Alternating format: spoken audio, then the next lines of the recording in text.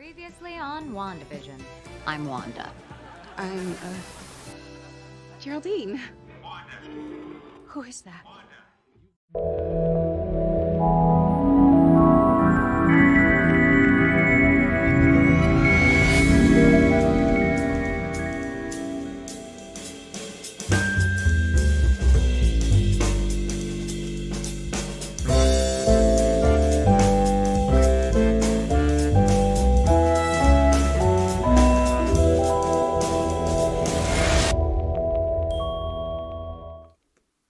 Hi, and welcome. I am Dr. Darcy Lewis, and this is Agent James C. Woo? No, Kyle Gould. Oh, okay. This is Marie Claire Gould. And welcome to WandaVision Recap. Yeah, we have been recapping WandaVision this whole time and dressing up and having cocktails appropriate to each episode. But this particular episode is so meta and so wonderful that we felt like we needed to dress up like Darcy Lewis, Dr. Darcy Lewis, and of course, Jimmy Woo. We love them so much. The amount of messages of people I've been talking to that have been like, we ship them. Aww. I'm like, yeah, they're so cute together. And yeah, it's just like us on the couch, like watching the show together. And to get things started, we have our drinks. So do you want to introduce them? Yes, we always kick things off because it's a recap show of a delightful evening sitcom. So it's With a twist. afternoon wherever you are, let's hope. And let's all have a drink together. So I've thrown up the ingredients lists on Twitter, Yep. on my at Tavern Tales DM account. And feel free to mix up the drinks and tell us what you think as well. So first off, I thought it was apropos. I've made you Darcy's coffee. She never got it the entire episode, so why not make one for Marie Claire to have today as well? Okay, so what's in this? This is 2 ounces of amarula, which is a fruit liqueur, 1.5 ounces of triple sec, which is an orange liqueur, 2 ounces of coffee, shaken over ice, poured into a martini glass, and you add an Ovation chocolate stick as a nice topper and to make it classy. Oh my goodness. Okay, so I'm going to try it. So what does the lady have to do to get a coffee? Well, apparently marry the right guy. That's Yes. what it takes. Yeah. All right. And how's that? Oh my God. Fruity and delicious? It doesn't taste like coffee. Good. It tastes, oh my God. It tastes really good. Nice. I mean, amarula is a really hard one to pair with certain Yeah. liqueurs, but I think I really nailed it with this one. And that is Dr. Darcy Lewis, as the Rev has told us. 'Cause Yes. Yes, again, and I don't know why. I want to get into that too a little bit in this episode because it seems so weird. So the other drink that we have is one from myself. This is called a Scarlet Recap because kind of that's what this episode's all about. Yeah. And a Scarlet Recap has 2 ounces of Chambord, 2 ounces of cherry-infused vodka, which you can get from many of the different labels, and a splash of grenadine just for color. Normally, I would then also add an ounce of cranberry juice, but my daughter drank all my cranberry juice. So here we go. Chin chin and cheers on a great recap episode with you. Yeah, it feels Dr. Darcy Ross. Lewis. Lewis. I wonder why I said Ross. I don't know. Maybe it's because of like Two Betty Broke Ross Girls, or it could be any number of reasons. Yeah. Anyway, nonetheless, Mew Mew. cheers to you as well. Chin Chin and Mew Mew. I think I just spilled all over myself. Here, let's swap. You can Oh. try mine. It is Okay, but I'm definitely gonna wipe off a my. potent recap. It seems like something I would do that I would spill all over myself too. Yeah. Oh, that's really cherry. Yeah, it's really strong. Holy heck, that's so good. Oh, This does taste like coffee. yeah. Yeah, No, I don't like it. No, not. I mean, compared to coffee, it doesn't taste like coffee. Fair, Like, but I don't know. That's not for me. oh my goodness. I'll okay. have this very delicious, very strong alcoholic drink, and then we'll float them behind us next to our new studio accoutrement. We bought some Funkos. They're new. They're out. The 1950s WandaVision characters. Yeah, absolutely. Okay, so before we get into the kind of general feelings about the episode, thank you so much for joining us. If you want to keep up with these and the other episodes that What the Fiction produces, make sure to like and subscribe. It helps people find the show and also keeps you up to date with what we are doing. In general, I just want to say, doing this, I spend all week doing PowerPoint presentations, and then I spent all last night doing a PowerPoint presentation because I love it so much. And part of that reason is because you all want to come along either live YouTube audience or via the replay or the RSS feed for podcasts afterwards. So thank you, all of you, for coming along and all of the amazing feedback that you've sent us. We've just really, really enjoyed it. Yes. Yep. And since this is sort of a recap episode, which we'll get into, we want to recap and thank everyone who's been coming along for the ride with us. Okay. First thoughts, though, before we get into it? First thoughts. I actually do think that this was a necessary episode, although, when I was watching it with the kids, they were like, why are they doing a recap episode already? Because they've become so... It's one of our things. We watch Modern Family together. We watch sitcoms together, just because we want to kind of talk about them as well as talk about the structure, as well as just do something fun together that in a family okay sitcom way. But they know that when a recap episode happens, it's usually you're 5 seasons in and you need to remember something or recontextualize something. They were very confused about why they needed a recap only 4 episodes in. Yeah, I would agree with that. Yeah. I mean, it did. How did you feel about it? I think that it brought the audience up to speed with where they should be by this point. We're already essentially Jimmy Woo writing things on a whiteboard. So, nothing was surprising to us for this episode, but I could see people who are not as familiar with the MCU or maybe not as familiar with, I don't know, the storytelling of the 1950s, 60s, 70s, almost needing a recap and then also a contextualization of everything that they've already seen thus far. So I think it functioned perfectly well and didn't feel like a recap, even though it totally was. It also functioned as a recontextualization, which we'll talk a little bit about as well later on. Yeah, I liked it. I know there was parts of it that I was like, wow, they went straight horror genre in this episode, and that was a little shocking to me, but I really enjoyed the episode. I was a little giddy while watching it. I don't know why, but you and I watch it at different times because you always stay up and I'm always a sleeper. And so I wake up in the morning and watch it. And I don't know. What did you think?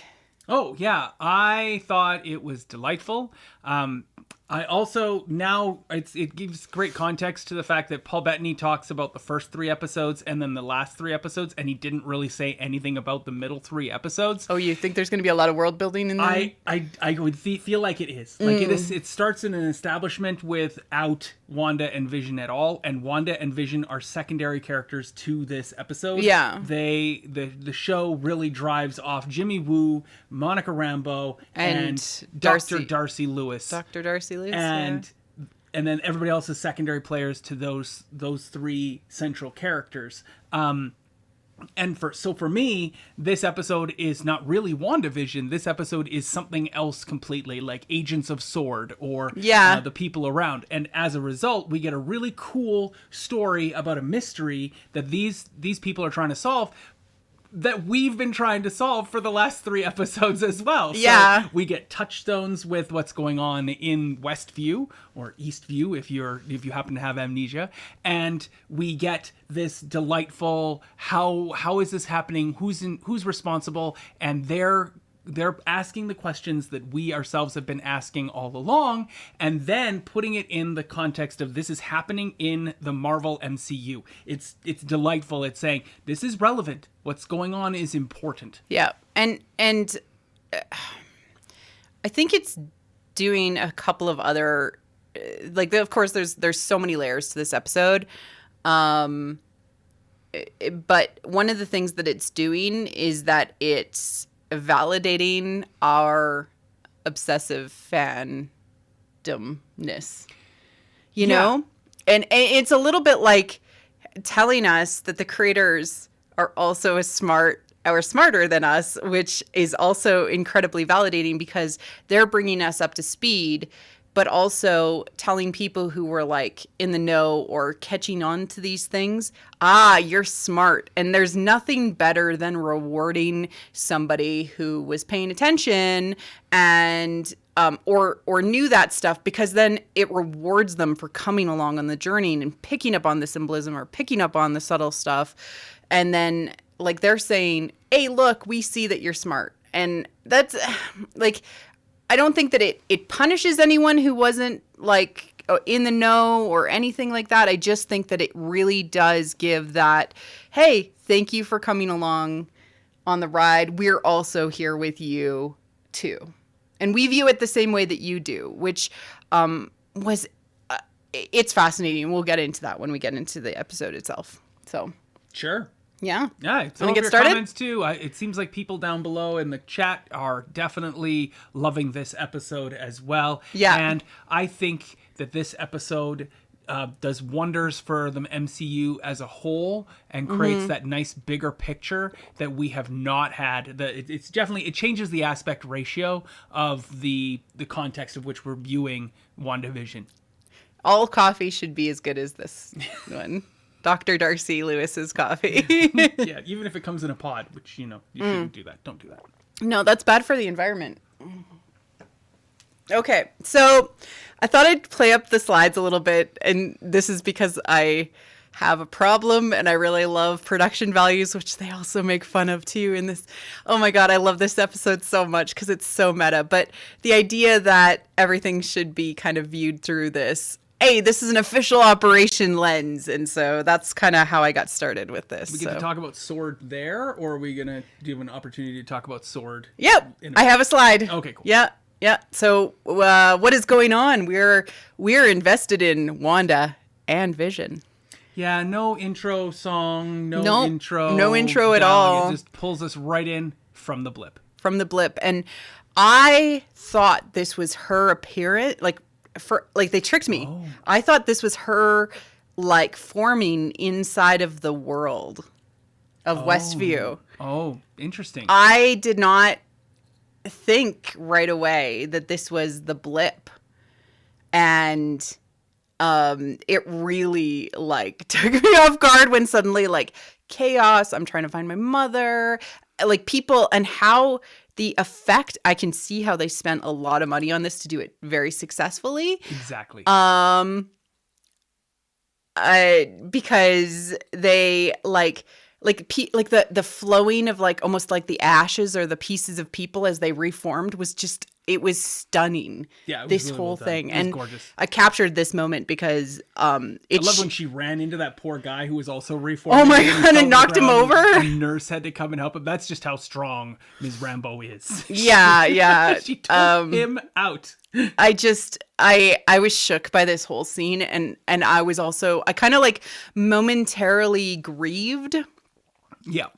For the loss of Maria Rambeau when we find out that she's already gone. I'm like, what a way to find out that she's already gone. I just fell in love with her when Captain Marvel came out, and I loved her. Absolutely. We do have cocktails. We do have cocktails. Mellow, check them out. Yep. You'll have to check out Twitter to find the recipe. But nonetheless, I love that it was set in a hospital. Because a hospital is already a busy, crazy place, crazy, wild place. There's so many things going on, and it just heightened that level of tension as people were appearing in beds that were sick, and things that were already moving and or just middle of the hallway or in the way of people. It was crazy to absolutely.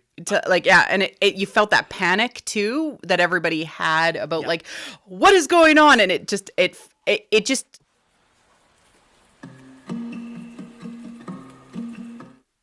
Marie Claire talks with her hands a lot. I talked with my hands and I bumped the button. Sorry. Sorry everyone. Sorry. I just have to say about the blip, I really hate the blip. I really hate the unblip. It gives me no end of anxiety and concern because I keep wondering about all the different places people could be. And I had a lengthy conversation with Marie Claire about it because how are they reappearing exactly where they were before? Monica Rambeau appears right next to her mom in the bedside, but like, technically, I know that that's the place. I mean, those are the atoms that she was next to when she vanished. But like specifically the place, like the Earth is spinning, and the Earth is spinning around the sun, and the sun is spinning around the galaxy, and the galaxy is moving away the universe. So like we are nowhere near where we were 5 years ago. I mean, it's no wonder Tony died. Like that is like that's where we're at. Like I can't think about it too much, or it actually makes me like upset. I know. What if somebody was in that bed and you appeared in the bed or sitting in that seat? Like, is anything being taken? I'm assuming there is some sort of creative control that's happening here, that if somebody was sitting there, you wouldn't reappear there. But it's boggling my mind. What if you were in a plane? Are you now in the air where the plane was, or are you on the ground with the plane? So many people died because the blip happened to people who were important, like airplanes falling out of the sky like we saw and helicopters crashing. But I could spend probably an hour discussing the specific details of the problematic pieces of the blip and unblip. Yeah. But let's talk about the emotional pieces. But like MCU has said, like loved ones return from unblip. When she walks with the sword and sees the header there. They're just saying, like, can we get past this? Yeah, we don't want to think about it because we too overcommitted with this in how hard it is for the universe. I do want to throw up. So Kyle actually pointed this out to me. Normally, I'm the one that watches with closed captioning just because I prefer it. But he's like, if you watch with closed captioning, there's all of this stuff in the sound design. And I died when I listened to it and listened closely and watched it, and just like how heart-wrenching it is that she's like awakening from being unblipped, and and she's hearing both Maria and Carol, like just and like Captain Trouble, like that one or Lieutenant Trouble, like Lieutenant that one Trouble killed me. It really did. Oh, yeah. Just wonderful. Yeah. So, like, if you haven't had a chance to, like, hear those things in the start of the episode, or just rewatch with the closed captioning on that first little bit, and you can hear all the different pieces, and I just thought that was, the MCU, and especially how it leads into Sword, it was so thoughtful to say, like, Carol left, but it's not like Maria and Monica didn't go with her, at least mentally, and we're trying to find a way to help her no matter what. Yeah. And that to me just showed the how tight their relationship was. I mean, I shipped Carol and Maria like since Captain Marvel, but like it's just nice to see. And I really like, now that we know Monica a little bit better, I really want to see, Carol, Captain Marvel, and Maria together on screen. That'd be pretty cool. I would like to see more Photon. Yeah. Going forward. I know that she's gone now, and that's always a sad thing, but it does just establish how strong a character Monica is in moving forward. Are we moving on to the next slide, or are we still talking about Monica Rambeau? Oh yeah, sure. Well, she reports 3 weeks after the blip. After she comes back, I would have taken way longer, like everybody else. I mean, she has a farm, and I don't think they would have sold the farm, and it would, they would probably still be sitting in escrow, so she gets to return from that. And I mean, it's not like she lives in a rented apartment, which is my biggest worry. Like they showed with Paul Rudd's character. Yeah, all his stuff was all his stuff is in storage. But like most people's stuff would be gone. Like there's economic impacts to the blip. Going back to the blip, which we're not gonna do because they told us don't look at it too closely. So she comes back and she's the first one back because I think her life has been Sword for the longest time, and they're showing us that, so it's good to go. And and Monica Rambeau does become Photon, like people have been talking about it in the chat, but we haven't seen any of those stories, and I suspect that yeah, we'll see that happen. Or Maria was Photon and Monica becomes something else. Yeah, we'll see more of that develop, but I do think they're going to go along with Monica's storyline. She's an important player in the next set here, and I'm glad to see that we get a real human version of her as she moves forward and has an important role to play with Sword. And so we get the Sword shot, which do you think that this is in Florida? It looks Florida-y. Yeah, it could be pretty much anywhere. I don't know exactly where it is, but I think that this is the reconditioned The Barn from S.H.I.E.L.D. I think this is the barn that we're getting to see, because I think it looks like a barn. It really does, doesn't it? I love the fact that they don't take an elevator anywhere. Because it's this big sprawling open campus. Yeah, everything is literally level 1, and they're showing us level 1. It's section B that they start in, but everything is the first floor. Yeah, because Sword is starting off on the ground floor, so it just makes perfect sense that there's no need to go up in the world. I mean, up is like space, right? Which is, and I loved that. When they talk about it, and we'll go into this in a bit, but like the sentient weapons part of it was so interesting because like this is all Tony Stark. Like again, like he wanted the shield around the world. He wanted the blanket around the world, and that involved AI and robotics and nanotech, all of those things. And it's just really interesting that like this and what's also interesting is that this was all kicked off by a Wanda Maximoff, because she pulled out his fears that he had been hiding in Age of Ultron and kicked off this entire wing of what he had been thinking about to create Ultron and to really push him in that direction. But this is all exactly what he had in mind, was to protect from the threats out there. Yeah, Canaveral in Florida. That makes perfect sense. I'm still torn on the Tony piece. We'll see as we go along. He's an important element of the Avengers. To me, it's just like it's continuing that thread of what was developed originally in the Avengers, because they are part of the Avengers. They reference that in this episode too. So I think it's just pulling, consequences out of familiar things. Yeah. Sure. Can we get to talk about Sword there, or is there another slide? Oh, yeah, let's talk about Sword now. Okay, Sword's a bunch of dicks. Oh, yeah, they're jerks. Like, what is going on? Not only is every single one of them with a spoken line a white male in their 30s to 40s, which is just ridiculous. Go off. Even the security guard had attitude. What like, a jerk! Your badge don't work. Like, you should know blipped people are coming back. What is wrong with you? And then he doesn't even have a look of, I'm sorry, because the director showed up and he's still a jerk. But he was still giving I don't like that guy. I don't want to see his character back in the show. Please, he should be fired. He's not good at his job. Even if he's like, you don't have a card that lets you in. Like, come on. He could have been nicer. He could have been kinder. Like, you should know who that is as well, unless he's been hired within the last 5 years. Probably the case. So I hate that guy right from the get-go. Thank you for making Sword look like a bunch of jerks.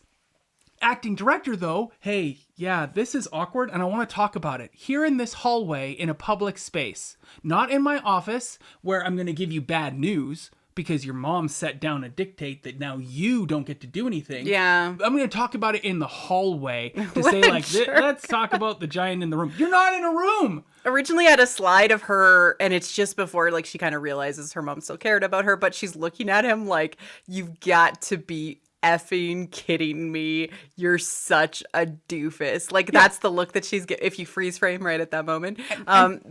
So it gives him a touch, just a little bit of human quality to say, like, yeah, he's thoughtful and he's recognizing the fact that he shouldn't be in the job he is right now. It's Monica's job to have, and she should be doing it. But then what happens later in the episode? He's just an effing dick to Dr. Lewis. Yeah. Like, what the heck? Why is everything... And then when Dr. Lewis shows up and she talks, well, first she talks to the one other white guy. The one other white guy who's also and he's like, a I jerk. can't talk about that. And he's a jerk. And he's like, I come back. don't know. And she's like, you know what? I'm just going to say no to that. But then she meets her handler guy, and he is supposed to be her handler. And he's like, do your work. And then he leaves. I know you want to be abrupt because it's like a 30-minute episode, but give some people some humanistic qualities. When I've had to go and be handled by someone, they're overjoyed and want to help, and if somebody asks for coffee, that's a pretty reasonable request. It's like, in where's the coffee? workplace. Yeah, And no one or wants to pointing it answer. out. Like, everybody's got coffee. Like, they gotta, like, I've got my Dr. Darcy Lewis coffee, which is a cocktail. Sorry. So already, I think Sword is a bunch of dicks, and they all can all go die in a hole. This militaristic organization is unnecessary, unhelpful, problematic at best, and they're like, oh, it's a problem. Somebody solve it. Like, they're just another version of cops, and so ACAB, right? Like, I just could not get over at every turn. They showed us how Sword are bumbling, inefficient, and condescending. Yeah. And like, why? Why couldn't you have had them be friendly and helpful? I understand. Like, S.H.I.E.L.D. is so awesome. Yeah, I understand that you wanted to paint Dr. Lewis in a sympathetic light, and this is a great way to have that happen. But at the same time, we already view her as a sympathetic and we funny love her. character. We love Dr. Lewis. There was no need for her to be basically mansplained by people who didn't know anything about her job. Exactly. I did like it when she picks up the heavy thing. She doesn't ask for help. She's like, no, I got it. But he didn't move to help either. Yeah. So thank you so much for showing us just how bunch of dicks Sword is. I mean, I hope. Cheers. I hope it's telling us that Sword is a bunch of jerks. Cool. Let's talk about Captain Monica Rambeau. She's awesome. She is. She's good with aliens and also supers. She probably should have been up for a promotion / taking over the family business at some point, but these things happen, and now she's grounded.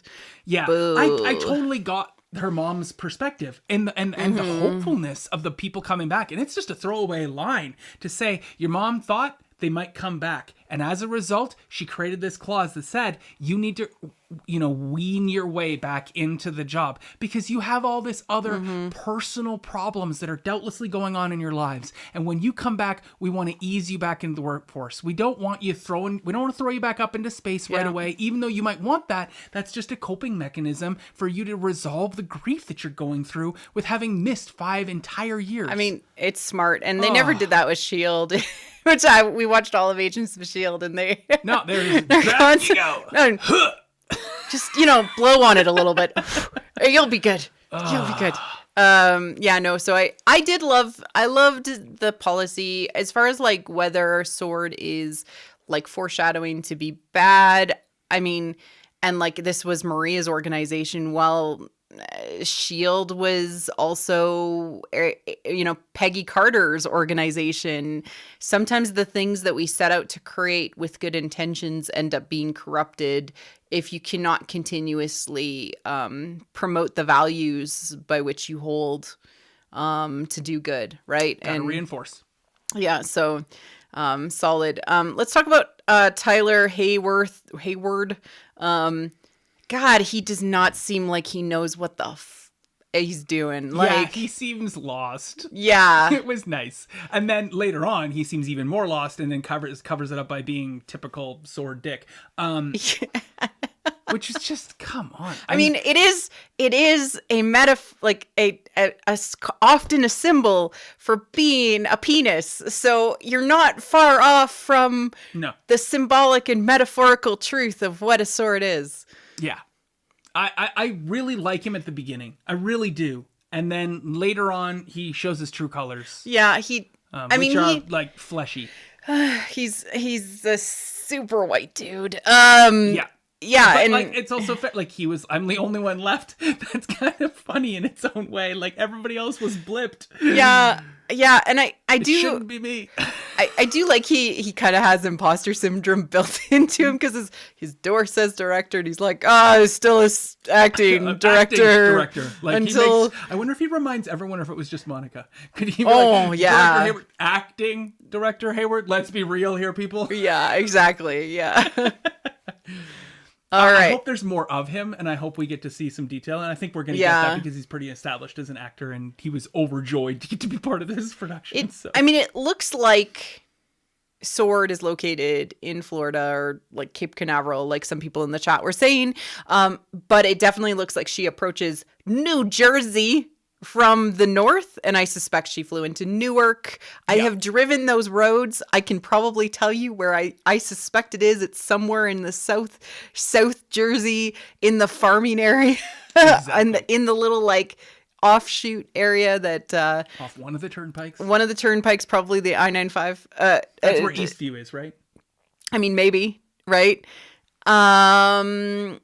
And yeah, no, I just love that we actually got to see the establishment of Westview being driven into, she's just driving to a normal place in kind of anywhere America, That's nice. I like that. Yeah. Also, I really like Aaliyah's comment down here in the chat where Aaliyah says that she's like, acting director is just being a jerk because he's really worried about Monica and she's trapped in there. And he's like, get her out. I really want my friend back because she deserves to be the director and I really need her help. Like, that would be cool. But we didn't get that. Yeah. That's great contextualization. Maybe we'll get that in an aside later. But we don't. I also just love the fact that we're going to meet him in a moment. We'll talk about that then. Yeah. Because here we go. Monica's driving into shows Eastview. up. Well, no, it is Westview because, and I'll point out something. No, the sheriffs just call it Eastview. I feel like I as well. No, they have Eastview badges on them. I was within a 5-mile radius, and I feel like I'm also suffering from that. Okay. Yeah. So, so we have Agent James C. Woo. I put Jimmy Woo because I just love that he's called Jimmy. He is an Elliot Ness enthusiast. Did you know he's a ridiculously old character in Marvel Comicdom? What, James C. Woo? Jimmy Woo is a character. What? Yeah, he's an FBI agent or like a government official person. He's like in one comic, and he predates like everybody in this entire show. I only found that out today. Oh my god, that was really cool. Oh my god. Oh, Westview is a real town in Jersey. I googled it. I tried to find it, but or maybe it's got a space. Oh, okay, maybe. Yeah, maybe. Cool. Well, nonetheless, one of my favorite characters in the MCU is he is on the Quantico softball team. He's on the Quantico. I was so excited when I heard that because we play softball when it's not a apocalyptic plague-ridden world. And I just was like, I have another thing in common with Jimmy Woo, but I gotta say he gets knocked for having Elliot Ness as his like real life hero. What's wrong with that? Do you know who Elliot Ness is? I mean, like he was like one of the big prohibition busters, and so he like took down Al Capone and stuff like that. So yes, he is like heroized. Kevin Costner is yes, he is the one played by Kevin Costner. And no, I mean it's good.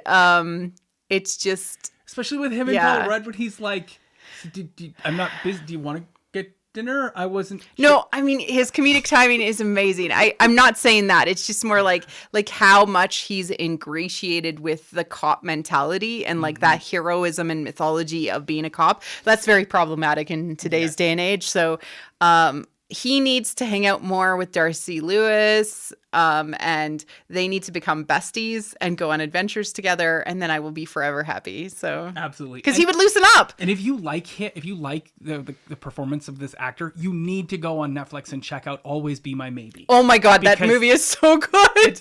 He's just a delight the entire time as he bumbles through the whole movie. He is just a wonderful comedic actor, and I cannot wait to see more things with him in it in the MCU. Mariette and Alia are pointing out some interesting things, like the memories are being changed and shifted around, and people are forgetting things that have a personal, like, mental connection with the town, and that's going to play into my super theory later on. So, excitement. All right. So I did want to just briefly, in case you weren't paying super close attention, or you're like, when is this? This is 3 weeks after Avengers Endgame. Right? So we got the time frame, and it's laid out in on the screen. So it's really, really important to say this has not been very long. And since the pieces of information have started to happen, it's probably been 48 hours to where we're at with the end of the third episode. So you think about that. And I was like wondering, I'm like, maybe they've been there for weeks. Like, no, this has been like 24 to 48 hours that they've been in the blip, or this, the anomaly, the Westview anomaly, as they're calling it. And to me, that's just really, really interesting because after Endgame, there was the whole funeral. People have pointed out that, you know, what drove Wanda crazy was seeing Hawkeye's terrible haircut. I love that. But like funerals take time to happen and pull everybody together, and there was cleanup and all of that stuff. So like she probably came there directly from the funeral. Yeah, maybe. Right? So it has not been very much time not at all. But I will say one thing. It probably eliminates the possibility of Barf being involved. No, you're right, unless it was given out at the funeral. Yeah, but even then. I mean, something triggered it. Yeah. Right? It's not like she was not fine at the funeral, but something triggered this. Yeah. So whatever that was, I'm excited to find out. Yep. Yeah. I also love how the force field kind of looks like an old TV screen. How they have that colorization. Yeah. I think that's purposeful. Those were yeah. cute. So I did want to point out the cop actually has on the car and on his shoulder, it actually does say Eastview. Yeah. So unless she has changed things, Eastview exists somewhere. They just have forgotten that Westview exists. There's a whiteboard thing later on that says 5 miles around it have all amnesia in regards to Westview. Like they don't. Like it's not just the hexagon shape of the town itself. There's a 5-mile radius around that, and everybody has had their mind changed in regards to it. Yeah. And then like literally I love that moment where Monica's like, so Westview, there's no such town as Westview, and she's like looking at, and they go back and forth with her looking at literally the town sign. The guy's like, nope, I'm a jerk. And I'm like, is this a sundown town? Oh my God. Ugh. Yet another angry old white I guy. know, like, just right? So many angry old white men. God. Be better, angry old white men. Be better. Go take a pottery class. He probably does. He's just too ashamed to talk about it. Oh, okay. Yep. Fair. He feels societal pressure, and like, so he exerts societal pressure. You know, there was just a few kind of interesting things. It doesn't exist, and it seems like it's locational, but also because Jimmy had said that it's also people who knew about him didn't know. So I think it's both. I think it's like locational a little bit, and also people who knew about the town or the people within it beforehand now no longer are able to understand it. The missing persons case, you and I had speculated that the missing persons might be related to something cool. Yeah, the person in Witsec. Yeah. That he went to. He disappeared. I am interested in knowing what person in witness. We got to put it on our whiteboard. I need to create a whiteboard with person and witness. I need to create my own Jimmy Woo whiteboard. Yeah, I hope it wasn't a throwaway line. And they usually so infrequently are throwaway lines. They're that doing be so something good. relevant to this because Jimmy Woo's there because this guy. But it also just gives us an opportunity to put Jimmy Woo in the scene. Yeah, because he's the only FBI guy there, and then everybody else is kind of like, yeah, you can hang out. Yeah, you can stay. Yeah, I shouldn't be eating this, but I'm gonna eat it. Yeah. All right, so let's go forward. So more about the town and this is a weird slide. Kyle was like, this is a really weird slide. But drones can't go in. People don't remember what the hell is going on with the drones. It's why the FBI and all of these agencies care is because it's effectively a hostage situation. That's what we can say because 3,892 people.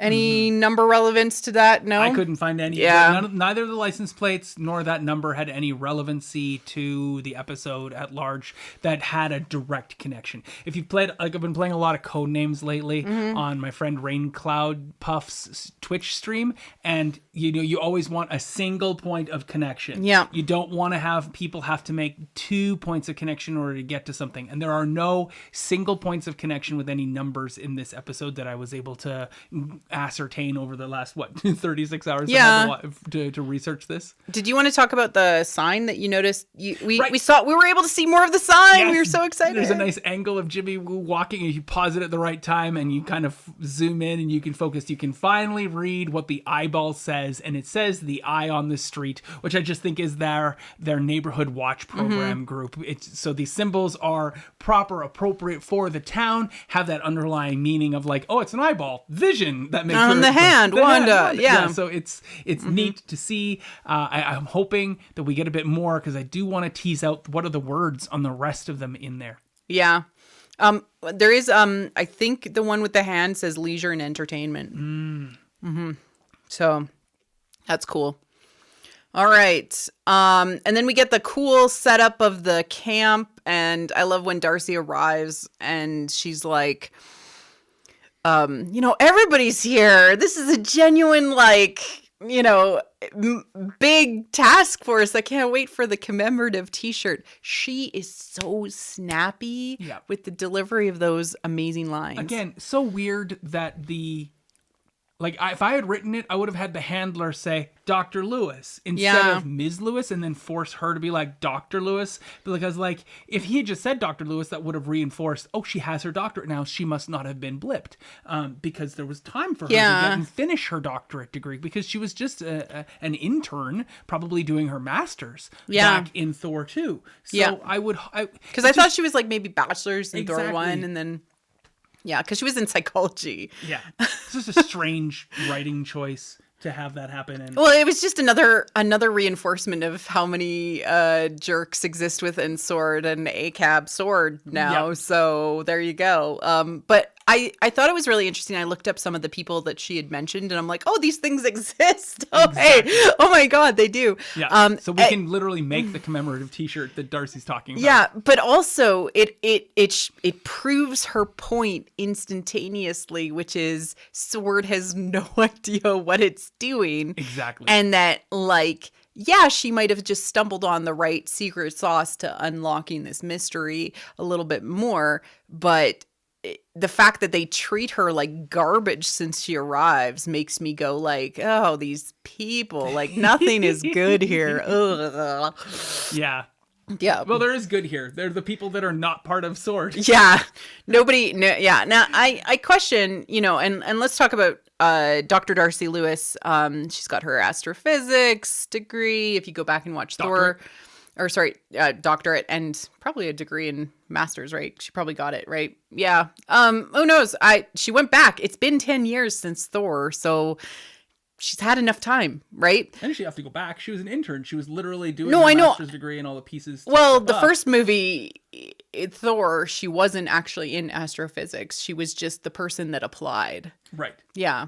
But she has only, to this point, been in the MCU twice. Mm-hmm. So what is really fascinating from a fandom perspective is when she came on the scene, there was a lot of especially fanfic writers that were just super inspired by her. And there's a fanfic kind of a fandom called Darcyland, which created and popped up. And so thank you at Guibus on Twitter, who's a good friend of mine who helped me get the data on this. There are over 20,000 AO3 tags, but with her as part of the fanfiction universe. And it's because she can be brought in and paired with kind of anyone in the MCU and create a really interesting alternative story to a superheroine story.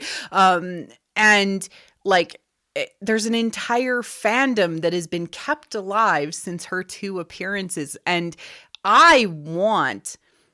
it was poli-sci. Sorry, I thought it was psychology. That was me self-inserting into Darcy's brain.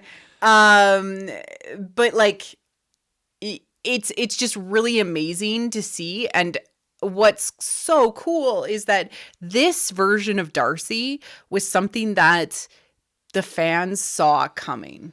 Like, they had the thought that she could have explored this in this direction, and she was totally capable, even though people kind of write her off from the first movies that she's in. And I personally want to see her in all of these MCU kind of shows to show up. Like, that's what I would like to see, like the Loki show and the, I just want to see her show up in all of these shows and it to become like the Darcy U, where she's like, she's showing up and just kind of engaging with people, because she would be an amazing replacement in some ways for Phil Coulson, who was sort of the tying thread between all the movies when they first started off. Exactly. So.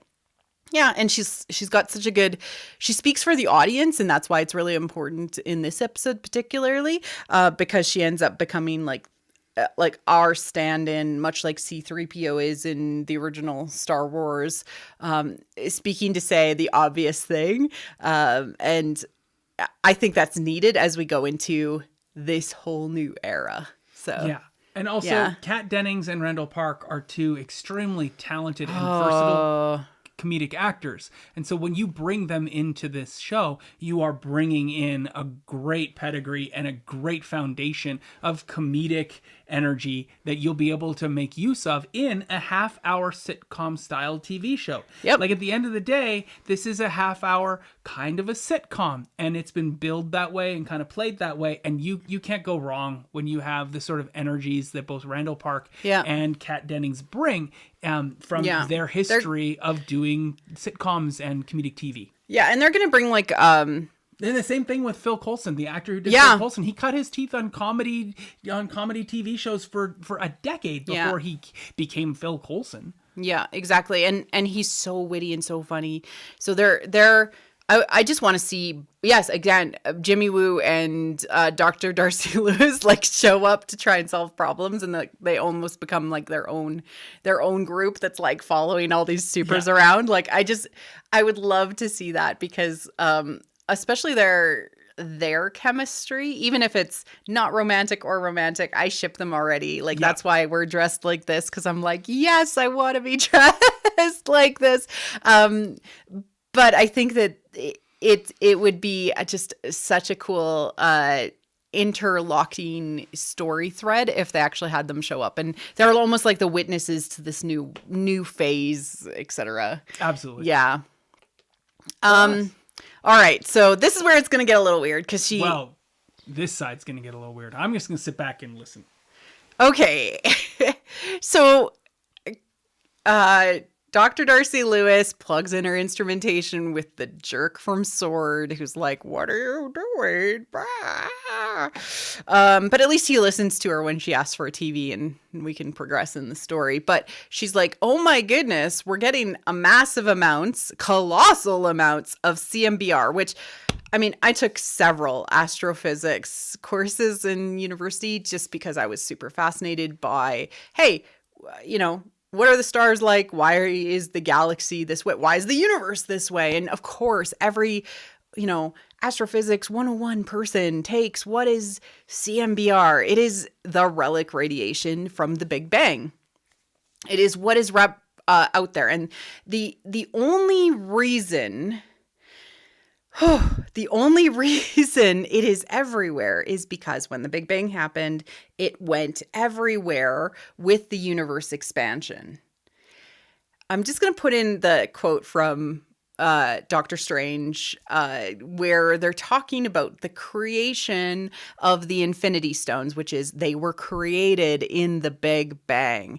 And so they would have very similar radiation. And then they go in to talk about how the radiation that is CMBR of that wavelength, a colossal amount of it concentrated on the town, is intertangled with the radio waves of the signal of the television show. Okay, so when you start to talk about entanglement, you are talking actually about quantum entanglement, which happens when you split a photon, which is also radio waves, in half, and you do something to one side of it. And because of quantum entanglement, because they're connected sort of through we don't know ways why. we don't know, it happens to the other side.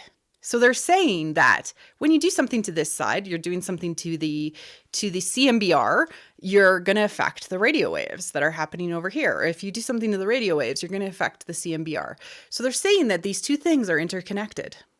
Or one's been inserted into it. Oh, yeah. A virus into DNA. Yeah, exactly. So something is happening, and so they're saying that something that happened at the Big Bang is affecting how this is happening to here. So they're saying the Infinity Stones are affecting, or the power that created the Infinity Stones is affecting these radio waves. And that is summarized by Jimmy Woo saying, wait, the universe created a sitcom? Okay. And then Dr. Darcy Lewis is like, it's just a working theory. I think it's more than that. Okay. Well, can I just interrupt with Sure. 1 second? She pulls that heavy thing out and sets it down. Yeah, it was a physioscope. Yeah. It's from Lexington Instruments, and Lexington Instruments is not a real company. Yeah. It does not exist. The only I looked it reference up, but I to couldn't figure it out. Lexington is there's a character who was in the military. He was a mutant, and his name was Alex Lexington. Yeah. And he was one of the depowered mutants, and that's really all we get from him. He was depowered during Wanda's House of M bit we talked about in a previous episode. I don't know if that's a direct reference. It could just be a point. Yeah. There hasn't been a lot of those sort of like, deep pulls for this episode, but it is interesting that they really focused on that to show you logo. Lexington Instruments Physioscope. Yeah. Just to let you get back to CMDR. Okay. So I was like, hey, what are all of the examples of the things that have been going on inside of the Westview anomaly that are very similar to how the Infinity Stones behave? Because we've seen what Wanda's powers are. They affect the mind. She has telekinesis. She has the ability to blast people with her powers typically. But these are what we see happening in Westview, and like to the point that was happening in the chat. People are being mind controlled and they're forgetting things. So we have the Mind Stone in there. We have the Reality Stone. She's able to create the rings or change her dress or the whole magic show. We have the Space Stone. She's able to teleport pieces of things elsewhere. We also have the Time Stone. She was able to turn the turkey from being burnt all the way back to being eggs. Multiple eggs. So that was interesting. And then we have the Power Stone, which is nobody can go into the bubble. It is the hexagon shielding the energy shield around the town. And the Soul Stone, which is Vision himself, is there. That is his spirit. He is there. And why this ties to quantum entanglement and the fact that they use the word entanglement, which is pseudoscience, right? This isn't real science. This is just like, hey, I'm going to make something that sounds fiction-y. I have a rough understanding of how the science actually works. And then I'm going to try and, squeeze it into the box, much like the blip, is that energy cannot be created or destroyed. Also, a small piece of something is entangled with a larger piece. And so Wanda and Vision were both created by the Mind Stone, which were all created by the Big Bang, and so are interconnected. So you're saying that Wanda and the Vision coming together and falling in love is just the recognition of the Mind Stone recognizing itself? I think so. Yeah, and they have enough of the Mind Stone within them, which is also connected fundamentally to the energies that were created at the beginning of the galaxy, because that energy can't be destroyed. The stones, the thing that was holding that power together, were destroyed. but the energy can't be destroyed. It has to still exist. And so she is tapping into that to create this reality. And I go into like kind of all the different powers that we have seen through all of the things. And traditionally the soul stone could reincarnate dead things and reanimate dead things and bring them back from the dead, of course, right? And could almost like puppet master dead. But this image at the end of the credits always makes me go, what are they doing?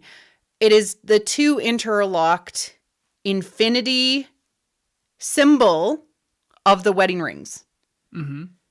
Infinity. Well, I didn't see the infinity symbol before. Now I do. That's interesting. That's great. I was seeing it more of as like a Mobius strip almost, but yeah, I mean, it is a figure 8. Subtly, it is an infinity symbol. So that is my theory, is that actually Wanda is pulling on the fabric of the universe and bringing it all into place to, and because they are interconnected in an infinity way, one cannot exist without the other. There you go. That's my theory. I hope you enjoyed my TED Talk. Back to us. So what do you think? Yeah? I think you're nuts. Oh. And I love you very much.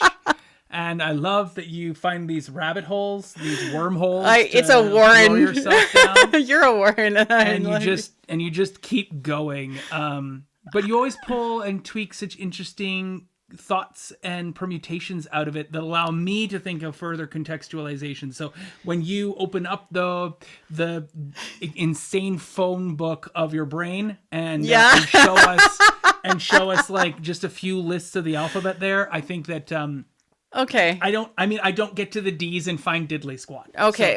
That was great. Thank you very much for that. So if it doesn't happen, it's fine. But the symbolism in this show has been so purposeful. And like, you don't do an infinity symbol unless you're pointing to something that is like the infinity stones, or at least the power behind them, which cannot be created or destroyed. It can just be, transformed. And I suspect we will find out more about that as the show goes on. You can't destroy the infinity stones. That's just part and parcel with the world. Even though they said that they destroyed them. But they said Thanos destroyed them, but which is not necessarily the truth, because we don't know what actually happened. But Kyle, Kevin Feige said that they won't make an appearance in the future. They don't have to make an appearance in the future, but you can't destroy that which is eternal. I know. And as well, when you just said with quantum entanglement, any part of an infinity stone that still exists means that infinity stone still exists. And therefore, if there is even a fraction of a piece within Vision or Wanda of the Mind Stone still exists. Yes, it does. How can you not bring and get back Scarlet? How can you not get back Black Widow and Gamora without a fractional piece of the Sunstone, of the Soul Stone? All right, so I may be insane. But my brain always kind of goes like, wait a second, why are they putting all these puzzle pieces together and out there? And so, I could be completely wrong. And, it could just be that they're showing that their love is eternal. Yeah, their love is eternal. And the only way it can actually be eternal is if they bring him back. So there you go. I bow to the people who threw roses in the comments. So thank you for staying with me this whole time while I ranted and speculated early because I was too excited. I love that people were like, hey, hexagons have 6 sides, and now we're just going to be seeing the symbolism for the infinity stones everywhere. It'll be really good. Yeah. I'll just be really like checking off my list and drawing on my Jimmy Woo whiteboard. I'll just be looking for the 6 colors of the infinity stones now. There's the blue one. There's the purple one. Yeah. So. Yeah, exactly. Okay, so we have the overview shot of the town, which is a hexagon in its 5-mile radius, which so cool. Like, I just love it. And then we have the realization, and again, back to the sword being a bunch of jerks. Oh my God. Especially here. Yeah, I know. It's like, just watching are you recording this? Like, come on. Oh my God. Never stopped. Yes, I agree. Dr. Darcy Lewis, shove your creds in their faces because they're all jerks. She doesn't need to. I just know. continues to do her job and She- do the things that and she she's needs to do. She kind of awesome. just works around Yeah, the she- ineptitude and the decrepitude of these people. Like, oh, I hate them so much. Yeah, exactly. Except for Randall Park, who's delightful. Who's delightful and He cares. does everything that Dr. Lewis tells him Yeah, to do. I know, And he he's so calls her good. doctor all the time. Yeah, exactly. And she calls him Jimmy, which I don't know. Sure thing, doctor. Okay, Jimmy. Okay, Yes. Jimmy. The Yeah. Dr. and Jimmy show. Yeah, I know. Yeah. So, we've talked about the hexagon potentially meaning aim and the beekeepers to do with aim before. So people who Yeah. are like, yeah, the hexagon thing. So it could be that there's just multiple things influencing everything at the same time. And this is almost just like a melting pot of all of the people trying to take advantage of the fact that, at least for now, Wanda is basically the Infinity Gauntlet. Yeah, it is pretty subtle that the sword symbol is a circle and it transforms to a hexagon. Yeah. Because it's part of entering her field of view. It's Scarlet Witch making that change. Yeah. It's not being implemented from the outside. Yeah. So the hexagons are rightly questioned. Is the next slide the whiteboard or? Yeah. I was right. Yeah. So let's pull this up because there's a lot going on. So And there's a better shot. I will point out, if you go and you take a look and you see that there's scrolls there on the side, on the left-hand side, yeah. but it just says scrolls. It actually does say scrolls. There's a better shot. It is actually a whole bunch of words, and then scrolls is in brackets, and it's only the part of scrolls that is in brackets, and that's because there's a technology that's being listed there, and the technology they are hoping is that scrolls technology, not that he thinks that the scrolls have infiltrated or there's some sort of scroll war happening here, because MCU has already said no, we're changing how the scrolls are viewed. We're changing the Skrull Kree war into something else. The Kree are the bad guys. Oh, Skrulls we're are the gonna good get guys. Secret Invasion. Yeah. Totally, I think I think it'll be completely different and won't be Skrull based. Is my hope. Or maybe because there's bad they've done Skrulls such a great job of humanizing establishing them. Yeah. the Skrulls as a sympathetic people. Yeah. Why would you flip that? You've already done a great job of flipping our expectations in the first place. Yeah. Anyway, so moving forward, this is literally I saw this and I started to laugh every time I saw the whiteboard, because every single question that Jimmy Woo asks on there, I'm asking too. I was like, oh, why is it a hexagon? Why are hexagons everywhere? Audience? Question mark? Yeah, audience? Question mark? Yeah. Is Vision alive?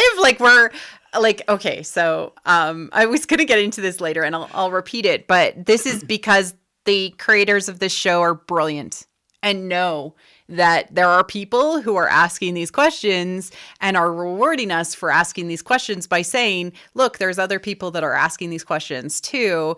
And don't worry, we're also along with you on this ride. It's absolutely so brilliant to reinforce, hey, fans, we see you. Hey, watchers, we hear you. We're here too. And don't worry, that's on purpose. Yeah. We're smart enough to know that this is where you're supposed to be, and we're proud of you for getting there. Yeah. And why is it that it's Jimmy Woo's whiteboard? Like, he's just an FBI guy here, and he's got, can I requisition a whiteboard and a marker? I have some questions and I really want to mind map it. Yeah. And then he and Darcy are watching the shows, and as they come up with the questions, they're literally scratching these things down. I think it's Do they because remember?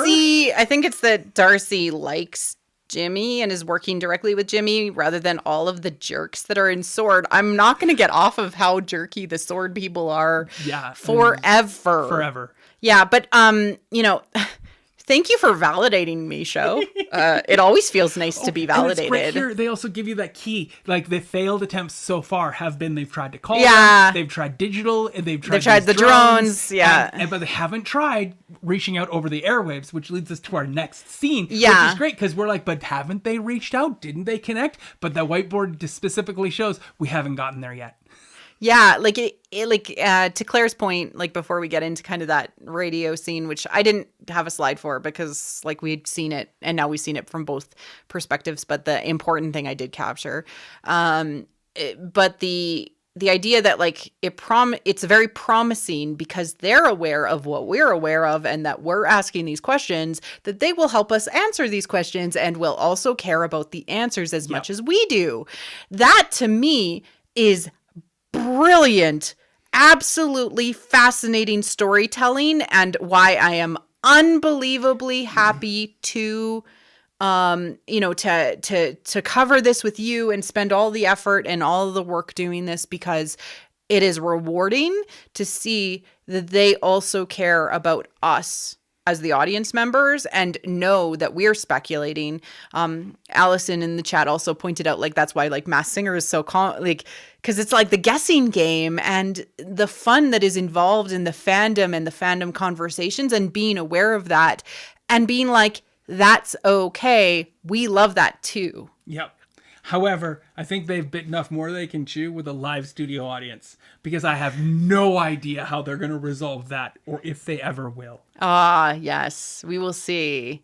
Especially since I honestly, I'm willing to bet money on the fact that there is going to be a part where Wanda says WandaVision is filmed before a live studio audience. That is going to initiate one that was of these like the episodes. 1990s and 80s 90s thing. And it's going to happen, and I'm going to be like, how?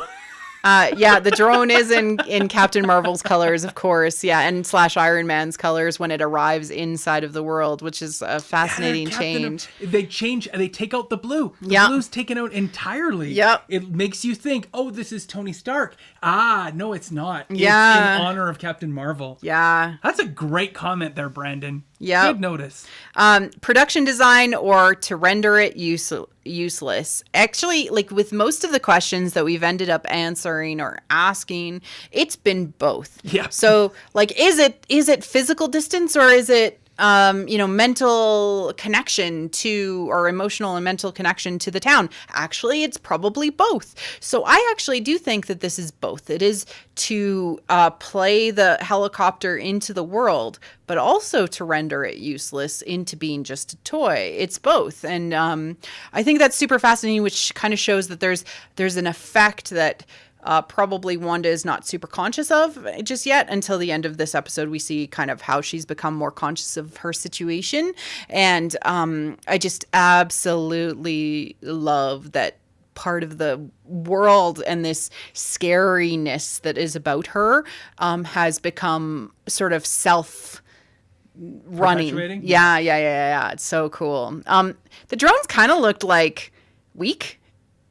I loved it. I thought it was great because it's meant to be a focal lens, right? I think that front and the entire bottom are all cameras.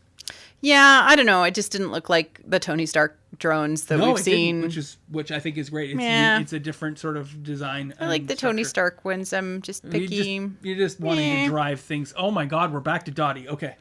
Well, it's just, I wanted to talk about censoring the broadcast because it happens like twice where they kind of notice. And I didn't point out like the whole radio moment where they are trying to pull into the radio. And we get that good play from our perspective with help Miranda, Wanda, help Miranda, Wanda, like back from this perspective. Who's doing this to you, Wanda? Who's doing this to you, Wanda? It was so good. I hope that we get that censor. I hope she's able to winnow down and get the censor out as to what else happened between her and Dottie in that moment. That would really help you.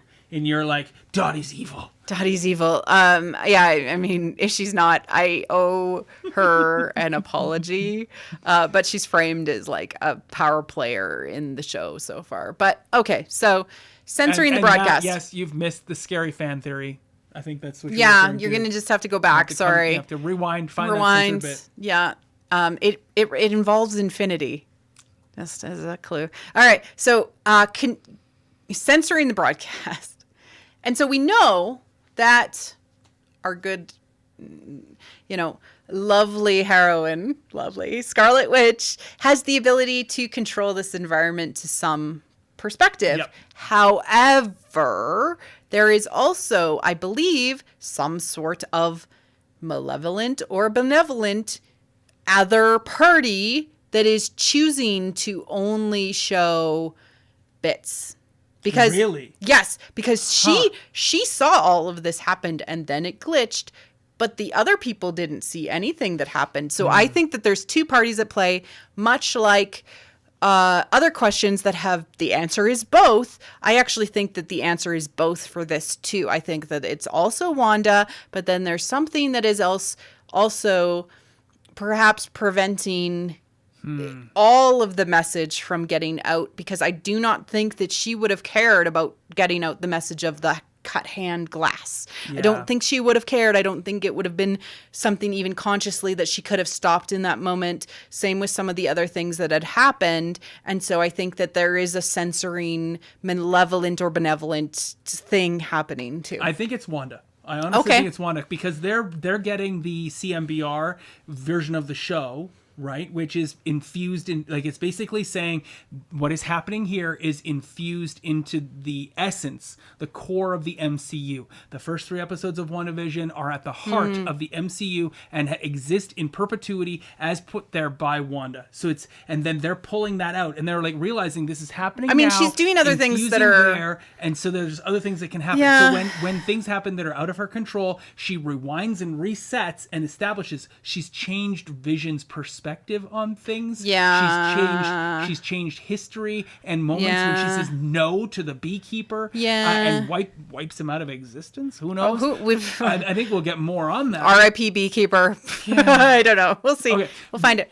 But I honestly think that what's happening here is Wanda's control. Okay. Like that's my conjecture. Until we know more, I am happy to say it's Wanda. I just think, like, to me, there's 2 perspectives. There's the, Wanda experiences this kind of ugliness on the inside, and then she rewinds things. And then some of the things that she has rewound and changed, like it have been noticeable, but then they've been kind of slightly different when they come to Darcy. So I think that there might be more going on than just what was said. Any good recap episode, you're given more moments that you didn't see in the previous 3 episodes that tell you that even though you've already seen this happen, you didn't get the entire context. Yeah, no, I love that. And then things change when they go in, and when they come out, they stay. Yep. Like we saw with Geraldine's clothing on Monica Rambeau. We see that with the skipping rope that was attached to the beekeeper. Agent Franklin. He's been named. Agent Franklin, yeah.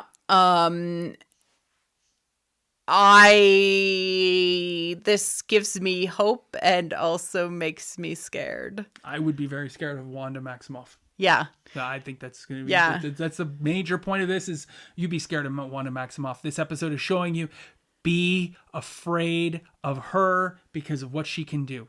We got some of that with the Rambo stuff from the previous episode. This episode, it's gone even to the further extent. Like, we are shown more of that Monica Rambeau scene. We are shown more of what Wanda is capable and willing to do to keep what she feels is what she needs in her life. Yeah, exactly. And as Marriott says below, Wanda is the showrunner of her own series. Exactly.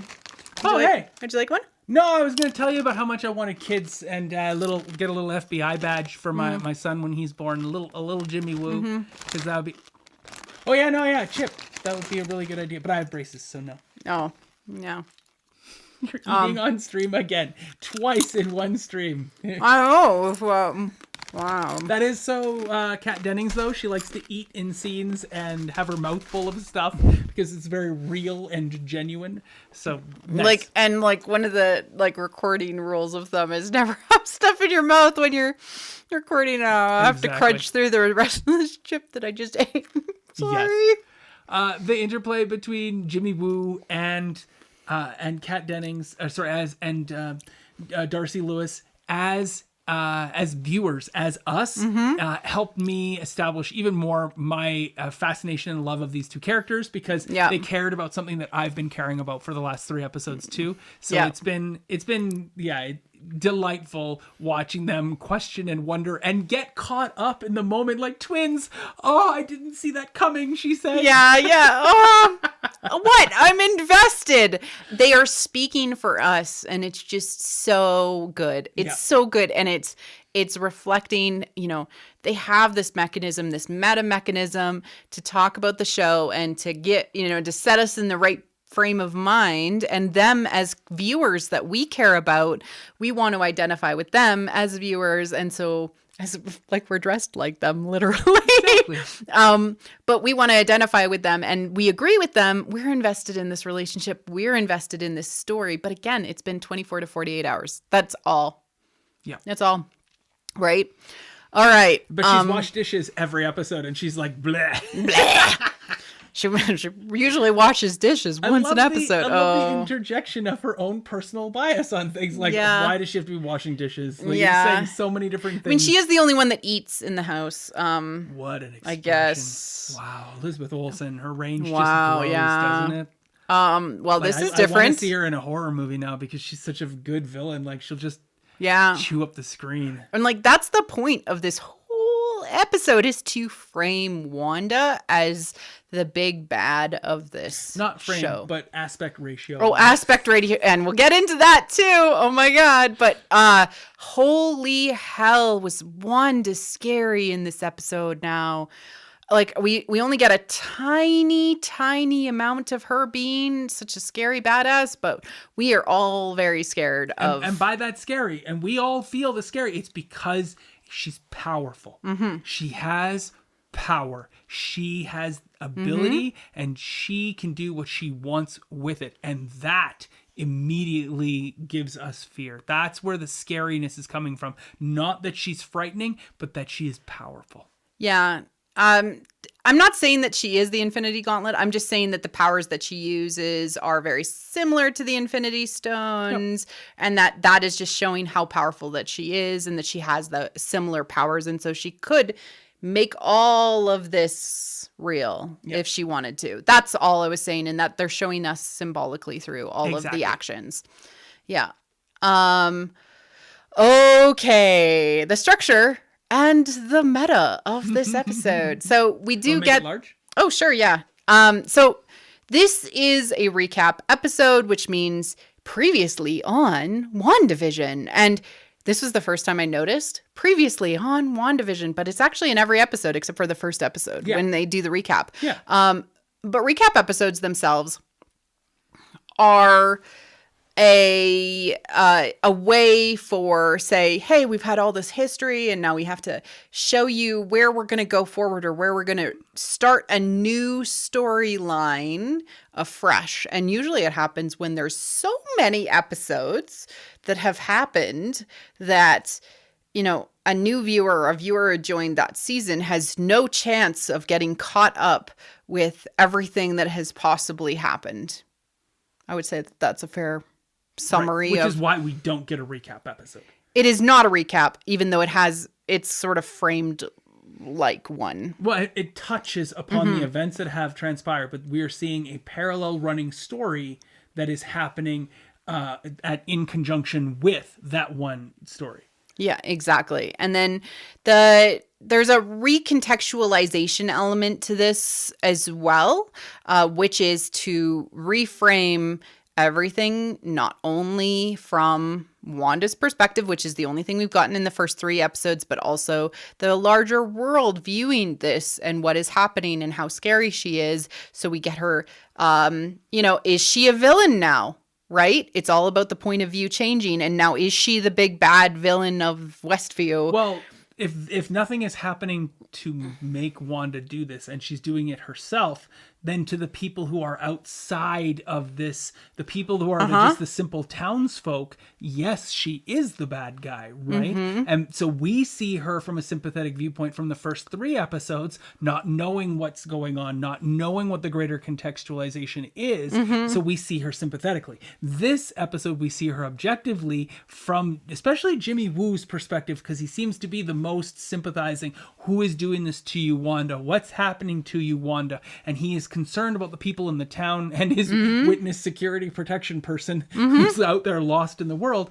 He is interested in what's going on, and we start to see Wanda is responsible for this, and then as soon as we find out responsibility, we then decry the actions, right? Yeah. If this is happening and she's responsible for it, then she's a bad guy. Yeah, but I think it would be interesting to see some sympathy from especially Dr. Darcy Lewis and Jimmy Woo towards Wanda, because they have been experiencing the television show that would get into an even more meta perspective of the show. It's like, yes, this government agency is wanting to stop this from happening. Wanda and Vision want to try to continue to have it so, Vision can heal or come back to reality or whatever, right? And then we have these two who are invested in the outcome for Wanda and Vision.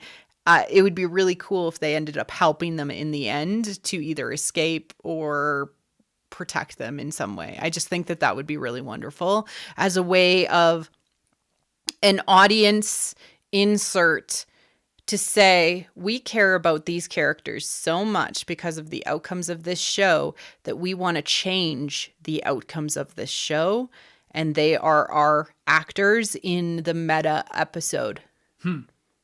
I was thinking as well, like our first two episodes, we speculated that what was going on, that barrier around there, could be created by Wanda, but it may have been created to contain whatever was happening in there. Yeah. But now it seems very much like it is created to contain what is happening in there from the different perspective of like, no, you are not allowed to take part in this. You know, what is happening in here is not going to go beyond what is here, but it is, and you are not allowed to influence it. Yeah, like it needs to happen. It needs to finish the story, right? Which It kind of gets the feeling of how Herb and Agnes reacted to Monica being in the show. So yeah, no, I definitely think that that's a potential as well. And I just want to point out the meta of me doing a PowerPoint presentation along the same lines as Jimmy Woo writing things on a whiteboard, and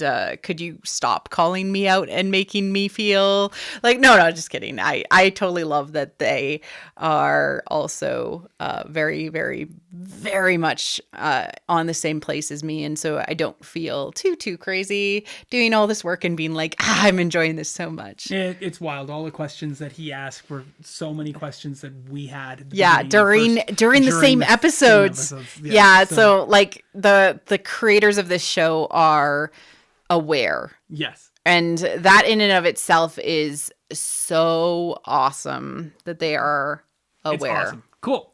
You can come back to us. Okay, so yeah, just larger just for a moment, and then I'll speak back into that. But we had another aspect ratio change. The aspect ratio changed in relation to Wanda activating her powers. So when she became aware and she started to move, Geraldine in universe and Monica outside of universe, and she pushed her through the wall, as she was starting to like kind of move her fingers, the aspect ratio changed from the small screen to the wide screen, and we hear kind of that movement happen in the sound design. And then when Vision comes in, and just as they're starting to settle down from the wide screen, they change back to the small screen when he says, what shall we watch tonight? And the audience cheers. And the audience cheers. And we'll get into that in a second. But back to us. Hello. It's her faces again. And she pushes her back through the wall. And what's interesting is the direction that she pushes her out would have run into Vision if the house was real. Maybe, but he could have been around the other side. I don't know. It's possible. Because that wall is the front of the house. It seemed that way in the first episode. Yeah, who knows? It seemed as much. It's so weird. This one. Yeah. I mean, she has total control over this environment. So I think that's the important thing, is that she has control over everything that happens in Westview. Yeah. And she did that throwing her all the way out, but didn't hurt her. Yeah. She didn't kill her. It's important to know. We still have yet to find a beekeeper. The beekeeper's there. I think she knowed him, but I don't think she knowed him out of existence. Yeah. So we'll see what happens. Franklin. He's been named, and then he was named in the IMDb page And as the he's beekeeper. apparently in later episodes So too. we'll see. I think what's just happened is that he's become a background character in the town, replacing Monica. And so I did want to put a shot, because there is actually a parallel in this shot. So the shot of her pushing through the wall, and then she heals everything, brings it back. Literally, things that were broken are now fixed and good as new. And just like the warning, if you want to look away from the screen, I know many people had to during the episode when we saw Vision's head, etc., and Vision walking around, zombie Vision. So just as a warning, the next shot has that. So we'll look away now. I'm going to move to the next screen. Okay, so we have Vision, who has a hole in his head, and then she turns her face away, and then he is fixed. And so I do think that this is pointing to that she doesn't realize yet that she has the power to fix the reality that she is in, but she thinks that it is the reality that she is in, not her. And so one of the big things about heroines' journeys, especially, and understanding of feminine power, is that women have to realize that the things that they do are from them, not from the galaxy giving them the power to do those things. So the power is innate in Wanda. Like that is really important for her to understand. And she's going to attribute it to Westview for a while, that it's the spot, and that is reaffirmed by Vision saying, like, we can go wherever we want. She's like, no, we can't. Like, because she is saying, she is saying that it is the spot and not her, right? So that's a really important thing. Okay, moving on from that slide. It's Wanda! And we are reaffirmed with Monica pushed out of the world, reminding us that it is all Wanda, right? Yeah. I want to go back to that a moment for a second, though, because he says we can go wherever we want. And I want to think that her hesitation there is we can't, because you're not real. No. Can't. I know. I can. That's her perspective, but she doesn't think she's not saying that she's done all of this. She thinks that it's like the world and not her. That I think she needs to realize that she has the power to bring him back. Yeah, but she's also saying that what I've made here can only stay here in her own line of thinking right now. I mean, do you think that she is aware that she's made it? We don't know. Yeah, she's 100% aware of what she's doing, and then she's trying to change herself in the process and establish her own belief. Yeah. But that is a harsh drawback to reality for her to say, like, no, I want to make a home for us, and I want to make this my life. This is what's important to me. Having you here and having the kids and having this settled, easy, it's been 24 hours, happy place is just and it's taking her every ounce of willpower and strength to make that happen.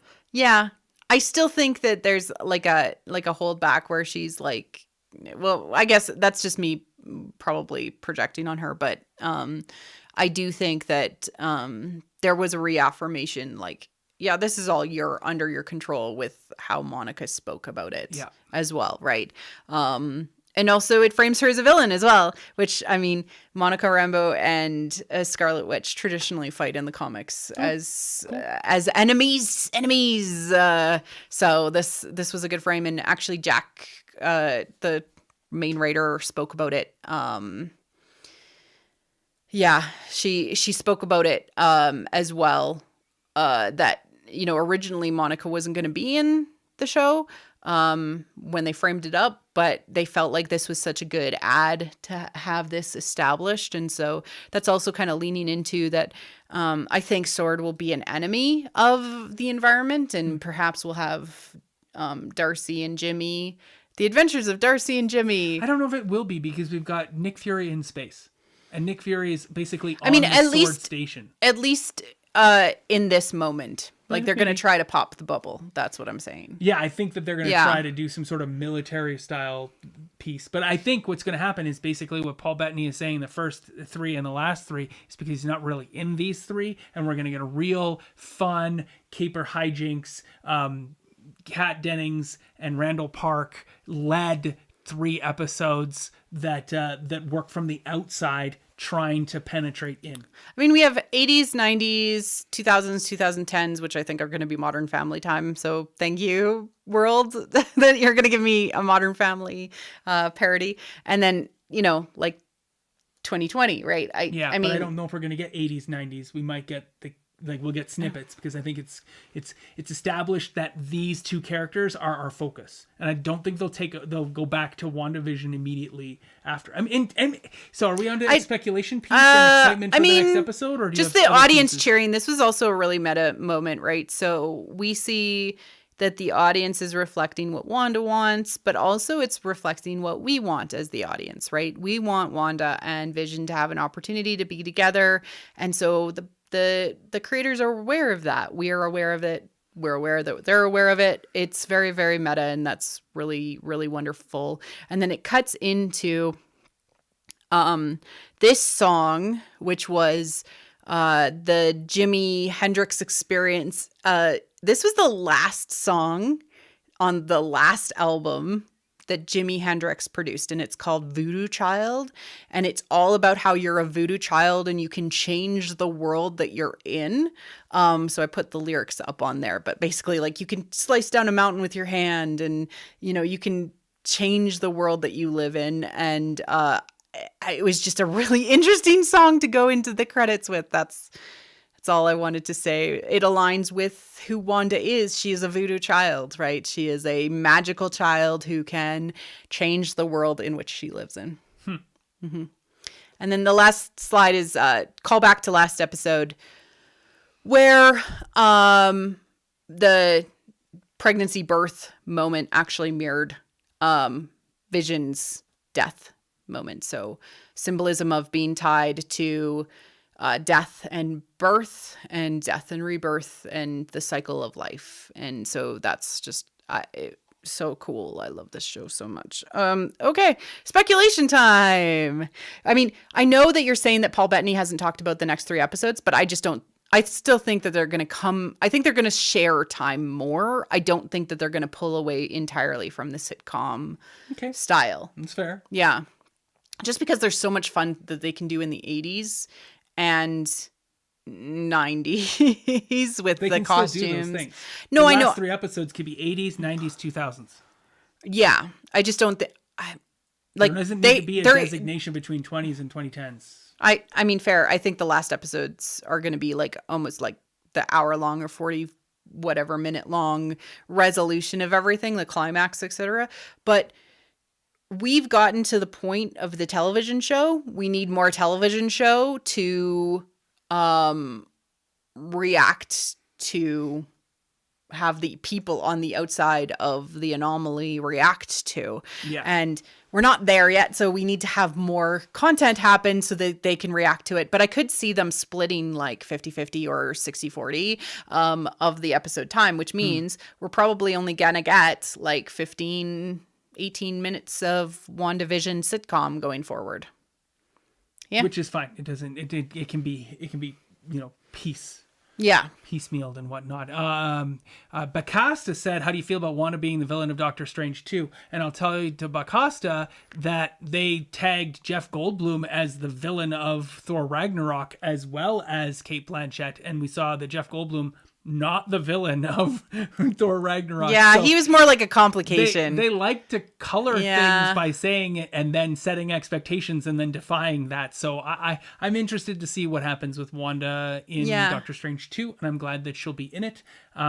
So for me, I think we're going to get some real emphasis and efforts from Sword next episode to shut things down and to fixing and free the people that are trapped inside. And I want to go out on a limb and I want to say that Agatha Harkness was just living her simple life, retired from all of the She's witchery like, I'm just here. in this town when Wanda showed up. And she's dragged this poor, immortal, essentially, witch into this business. And the witch is just trying to find her way out of it. And maybe will be there to help Wanda in the process. I am very much excited and interested in seeing what's going to happen. I know, based on what Paul Bettany has said, that there is a big bad. Because this is the MCU. There's a big fight that happens. There's a massive... It's going to turn... Like, they've used like 30% of their budget with the sitcom style that they've had so far. There was a little bit more. Are you kidding me? They probably used half their budget just on fabric alone. I mean, fair, yeah. The costume design we've talked about. The first 3 episodes. Yeah, but like the actual filming and everything like that, like there's going to be a lot that will go into probably like the visual effects and the CGI and stuff like that to do with powers. And so I would expect that there's going to be a massive amount of like a fight of sorts. I would hope that it would be really weird and psychological just because of how weird and psychological the rest of the show has been so far.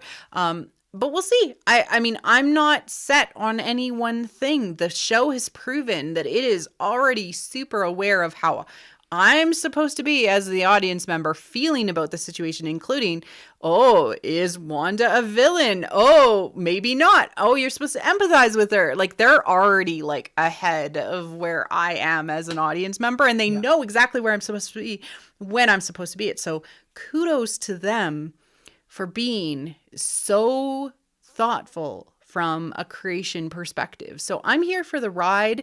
They know that the audience wants satisfaction at the end because of how they have framed these episodes with the use of Dr. Darcy Lewis and Agent Jimmy Woo talking about how they care about the characters that are presented on the screen. Because they are our self-inserts in the story. And that is so smart.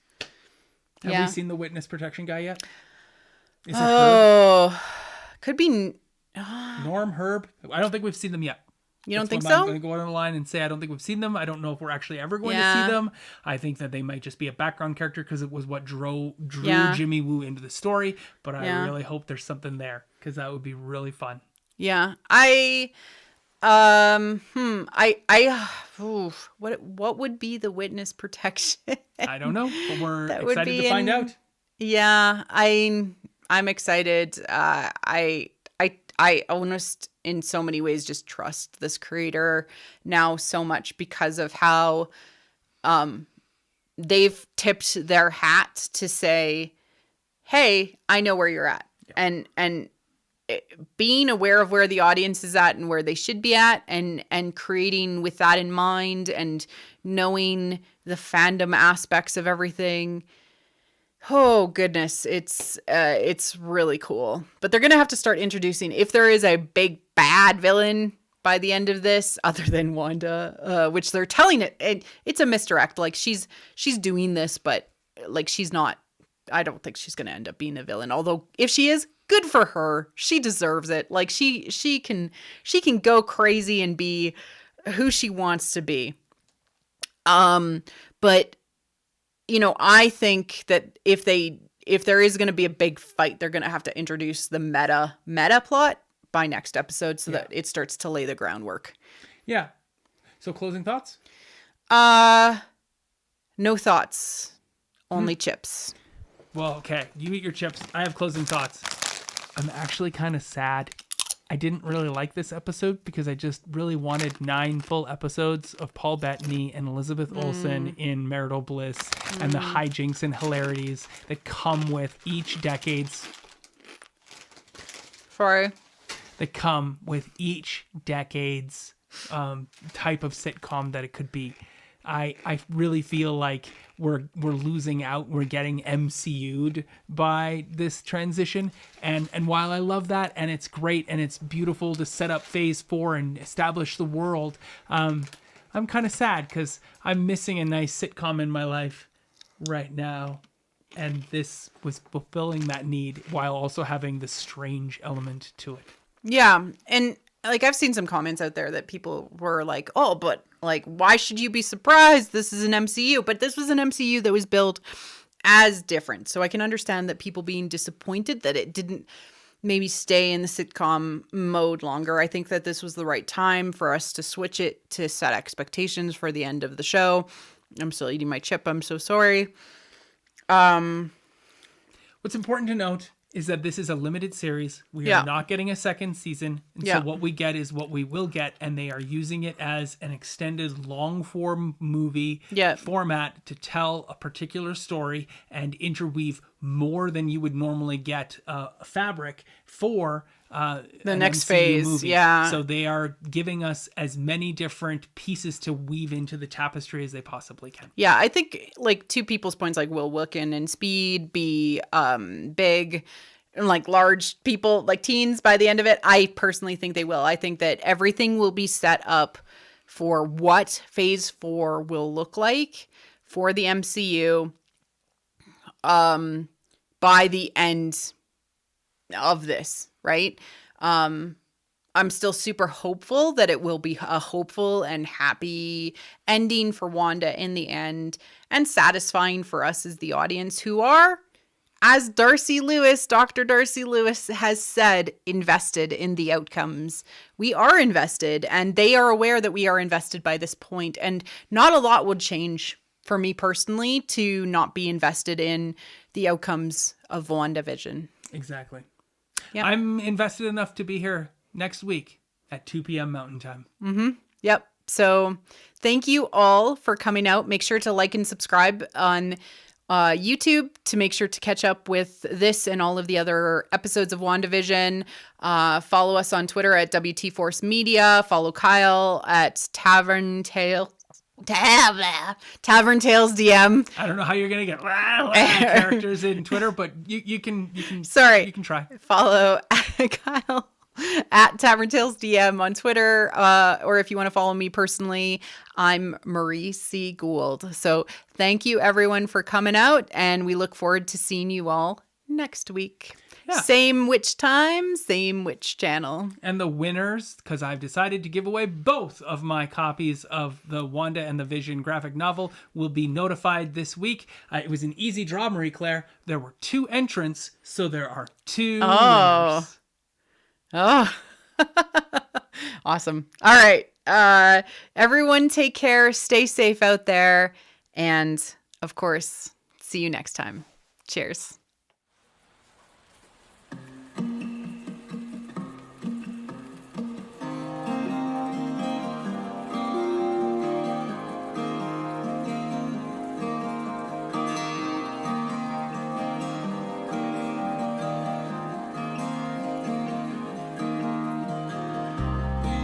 On the edge of a dream, 2 souls meet in the place between.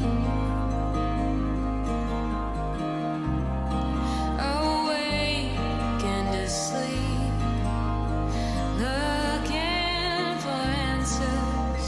The forest floor, the snow, the sea. Too close it seems, running away from destiny.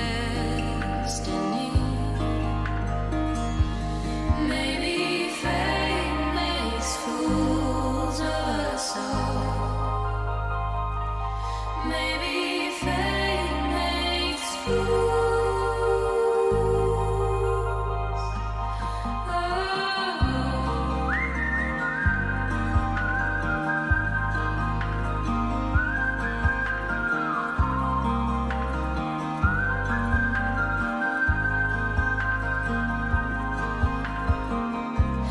Wayward winter, you felt the call. Tired side.